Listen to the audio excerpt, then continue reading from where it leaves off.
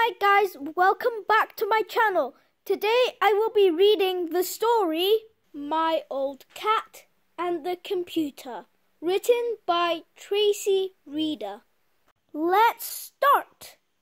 I sit at my computer and I type.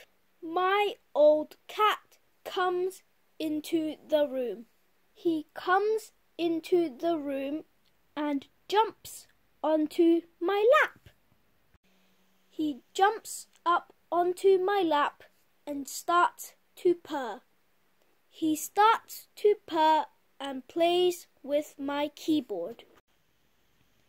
He types the letters A, O, H, G, G, K, L, Z, K, V and looks at the printer. He looks at the printer and I print his letters. I print his letters and he goes to sleep.